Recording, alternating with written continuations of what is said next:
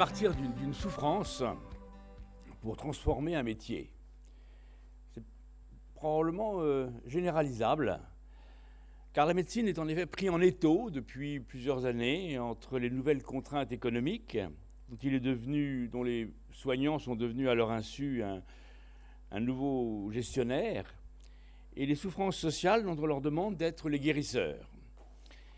Ils sont donc passés du statut de garant de la santé à ceux de bouc émissaire, des exigences consommatrices non tenues et des dépenses de santé sans cesse en augmentation. Mais ils sont des soignants et acceptent mal, comme tout soignant, d'être soigné. C'est donc une souffrance silencieuse. Et SPS aura ce mérite depuis 3 ans, non seulement de révéler cette souffrance, mais de chercher à comprendre leurs racines, les silences, pour en faire un sujet majeur et paradoxal de santé publique. Paradoxal parce que les soignants sont généralement ceux qui donnent des conseils. Et là, ils reçoivent éventuellement des conseils. C'est-à-dire de faire comprendre que les soignants, au sens très large du terme, aussi bien kinésithérapeutes, aides-soignants, infirmières, pharmaciens, dentistes et bien sûr médecins, sont d'autant plus vulnérables. Et c'est un autre paradoxe, qu'ils veulent exercer leur métier avec dévouement et abnégation. Alors soudain, il a fallu que des questions existentielles majeures surgissent, car peu de métiers ont été frappés au XXIe siècle par les changements de mode de vie et leurs contradictions.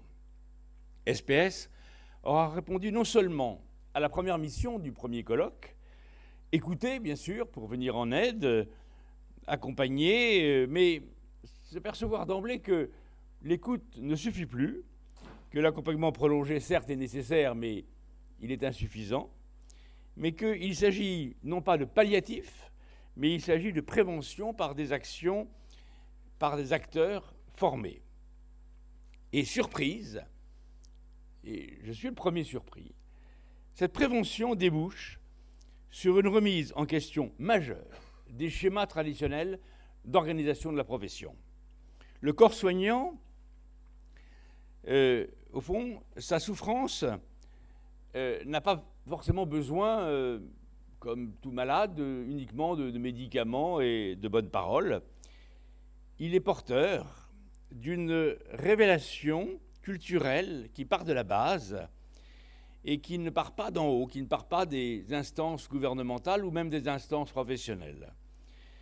L'exemple d'une télémédecine actuellement dispersée par des acteurs nombreux révèle comment une réorganisation prenant en compte les spécificités locales, c'est-à-dire une réorganisation qui part des besoins même des soignants, peut donner sens à ce métier. Il y a donc un travail en réseau qui s'est constitué depuis 3 ans, qui est devenu national.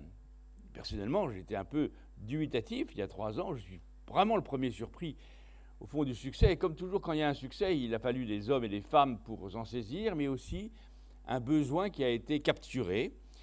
Et ça a constitué un réseau régional de prise en charge, d'unités dédiées, d'ateliers, d'échanges, dont les premiers seront aujourd'hui, de prise en charge du risque essentiellement psychosocial.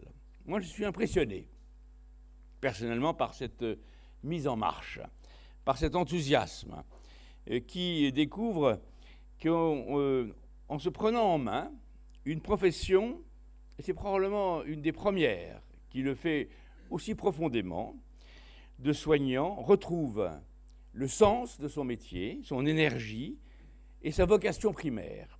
Et je crois qu'on le doit beaucoup à 3 acteurs. D'abord Pierre Carayon, qui a été l'initiateur au début, et puis l'énergie impressionnante d'Éric Henry et de Catherine Cornibert, dont vous allez vous rendre compte encore toute la journée, et qui ont permis, au fond, les bonnes idées, beaucoup de personnes en ont. Mais ceux et celles qui les mettent en œuvre ont droit à toute notre admiration. Merci.